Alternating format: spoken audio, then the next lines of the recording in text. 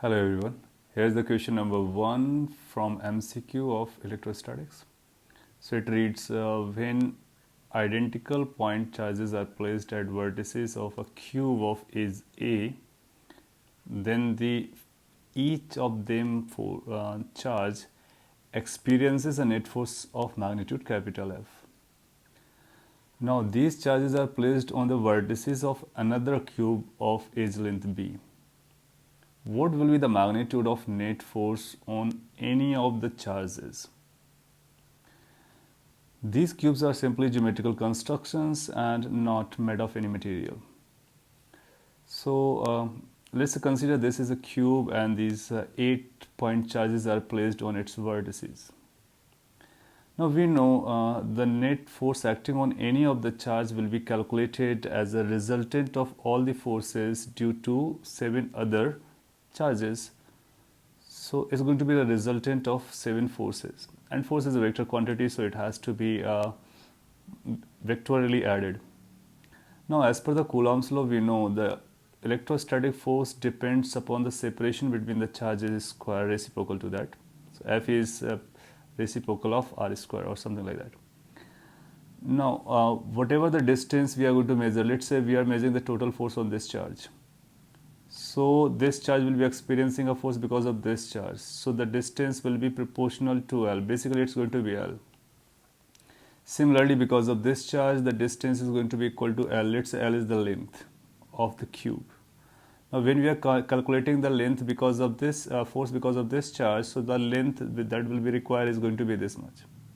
And again you will find this length is also going to be proportional to L. In fact, you count any of the length, all length will be coming in terms of L, they will be proportional to L. So we can say R is proportional to L. So we can say each force is going to be proportional to 1 upon L square. Moreover, there will be certain forces whose component will be done required for resultant calculation. Now when we do a component of force, we find that trigonometric function like sin theta, cos theta comes in. But sin theta, cos theta whenever comes with a force, that will not change the unit because that's a unit list. So if L is going to come, so it will be L in numerator and denominator as well. So basically those factors, trigonometric function will not bring any L. So we can say the resultant force must be proportional to 1 upon L square. Resultant force, that means counting all 7 forces together. So if in a cube the resultant force acting on any of the charge at its vertex because of all other charges on other vertices, its force is going to be proportional to 1 upon L square. Once we have settled this, now we can answer this in few lines, because we know in the first case the force F that has been given is going to be 1 upon A square proportional. Why? Because this cube length is edge length of that cube is A. In the second case, let's say force is F dash. So it's going to be proportional to 1 upon B square because now the edge length of the cube is B.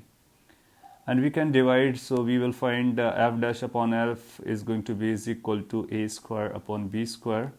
And then the force nu is going to be equal to the old force A square divided by B square. If you look at the option, you will find the correct option as option number C. That's how this question is done. Thank you.